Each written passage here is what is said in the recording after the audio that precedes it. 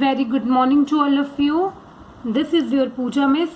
So children, today we are going to discuss new chapter, that is financial literacy, stock market operations. So in this chapter we are going to discuss what is share, what is stock exchange, and what is SEBI, and what are the functions of SEBI in stock market operation.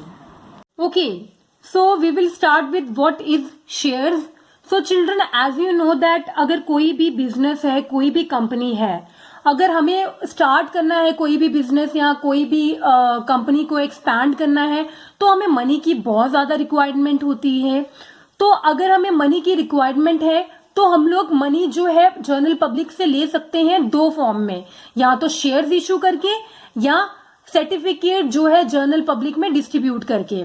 सो इसमें क्या है, The capital of the company is divided into small unit called shares.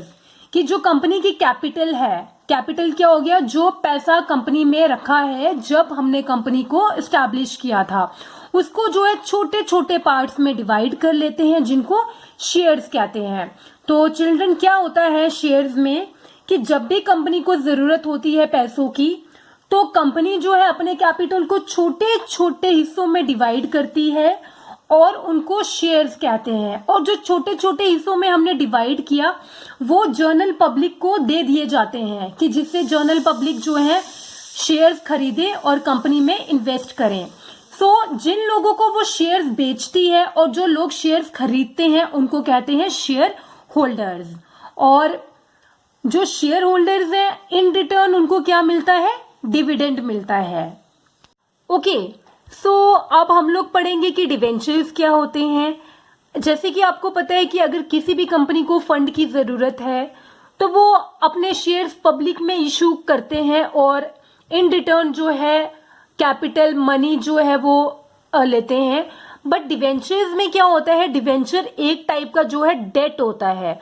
Date मतलब कि कुछ time के बाद जो है कंपनी को ये मनी जो है डिवेंचर होल्डर्स को पे करना पड़ता है. तो हम थोड़ा डिटेल में पढ़ेंगे डिवेंचर्स क्या होते हैं. तो डिवेंचर्स क्या होते हैं, जैसे कोई भी कंपनी को मनी की जरूरत होती है, अगर वो चाहते हैं कि नहीं, they don't want to issue the shares, तो वो क्या करते हैं, कुछ सर्टिफिकेट जो है लोगों को देते हैं और उन लोगों को कहते हैं डिवेंचर होल्डर, और उन सर्टिफिकेट को कहा जाता है डिवेंचर्स. और जो ये सर्टिफिकेट होते हैं ये फिक्स्ड पीरियड ऑफ टाइम के लिए होते हैं, इनका जो रेट है वो भी फिक्स्ड रहता है. तो बेसिकली अगर देखा जाए जो डिवेंचर होल्डर्स होते हैं वो कंपनी के क्रेडिटर्स होते हैं. अब क्रेडिटर्स क्या होते हैं कि जिनको कंपनी को कुछ टाइम के बाद जो है मनी पे करना पड़ता है with proper rate of interest, और जो रेट ऑफ इंटरेस्ट होता है ये फिक्स्ड होता है. ओके, सो हमने शेयर्स और डिवेंचर्स के बारे में पढ़ लिया. तो जब हम इनको कंक्लूड करेंगे तो हमें क्या मिलेगा, the person who hold the share is called share holders. कि वो पर्सन जो कंपनी के छोटे छोटे यूनिट को खरीदता है उस पर्सन को हम क्या बोलेंगे, शेयर होल्डर बोलेंगे. ठीक है.